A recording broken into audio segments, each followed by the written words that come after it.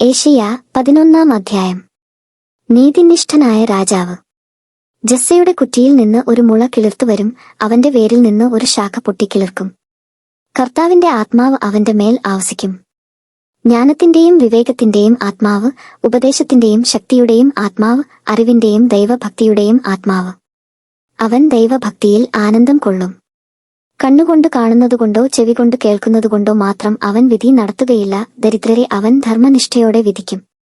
ഭൂമിയിലെ എളിയവരോട് അവൻ നീതിപൂർവം വർത്തിക്കും. ആജ്ഞാദണ്ഡുകൊണ്ട് അവൻ ഭൂമിയെ പ്രഹരിക്കും.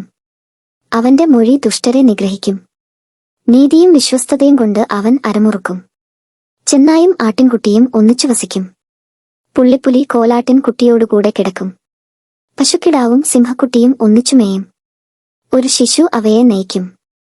പശുവും കരടിയും ഒരിടത്തുമേയും. അവയുടെ കുട്ടികൾ ഒന്നിച്ചു കിടക്കും. സിംഹം കാളയെപ്പോലെ വൈക്കോൽ തിന്നും. മുലകുടിക്കുന്ന ശിശു സർപ്പപ്പൊത്തിനു മുകളിൽ കളിക്കും. മുലകുടി മാറിയ കുട്ടി അണലിയുടെ അളയിൽ കൈയിടും. എന്റെ വിശുദ്ധഗിരിയിൽ ആരും ദ്രോഹമോ നാശമോ ചെയ്യുകയില്ല. സമുദ്രം ജലം കൊണ്ടെന്ന പോലെ ഭൂമി കർത്താവിനെക്കുറിച്ചുള്ള ജ്ഞാനം കൊണ്ടു നിറയും. പ്രവാസികൾ തിരിച്ചുവരും. അന്ന് ജസ്സയുടെ വേര് ജനങ്ങൾക്ക് ഒരു അടയാളമായി നിലകൊള്ളും. ജനതകൾ അവനെ അന്വേഷിക്കും. അവന്റെ ഭവനം മഹത്വപൂർണമായിരിക്കും. അന്ന് അസീരിയ, ഈജിപ്ത്, പാത്രോസ്, എത്യോപ്യ, ഏലാം, ഷീനാർ, ഹാമാദ് എന്നിവിടങ്ങളിലും തീരദേശങ്ങളിലും അവശേഷിച്ചിരിക്കുന്ന തന്റെ ജനത്തെ വീണ്ടെടുക്കാൻ കർത്താവ് രണ്ടാം പ്രാവശ്യവും കൈനീട്ടും. ജനതകൾക്ക് അവിടുന്ന് ഒരു അടയാളം നൽകും.